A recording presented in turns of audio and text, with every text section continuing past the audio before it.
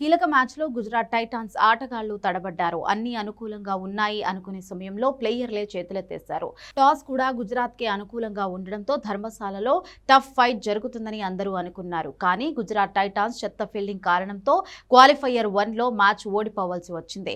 ముఖ్యంగా Rajat Patidar catch drop match సినారియోని మొత్తం మార్చేసింది. ఈ మ్యాచ్లో గుజరాత్ టైటాన్స్ మొత్తం 3 క్యాచ్లు వదిలేసింది.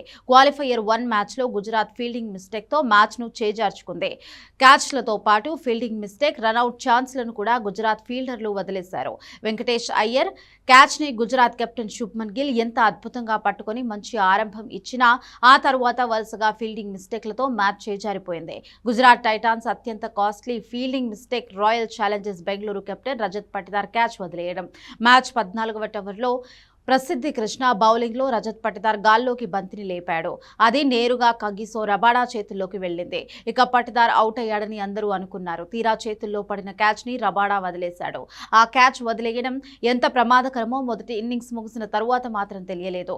క్యాచ్ వదిలేసే సమయానికి రజత్ పటిదార్ 13 బంతుల్లో 21 పరుగులు చేశాడు. ఆ సమయంలో ఆర్సీబీ 14 ఓవర్లలో 140/3తో కొనసాగుతోంది.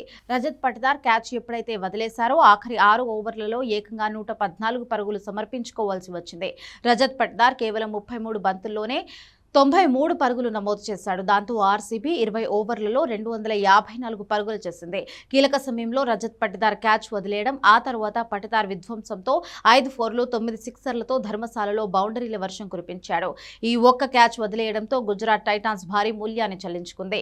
భారీ టార్గెట్ చేజింగ్లో గుజరాత్ 162 పరుగులకే ఆల్అౌట్ కావడం ఆర్సీబీ నేరుగా ఫైనల్కు చేరుకుంది. గుజరాత్ టైటాన్స్ క్వాలిఫైయర్ 2కి వెళ్లింది.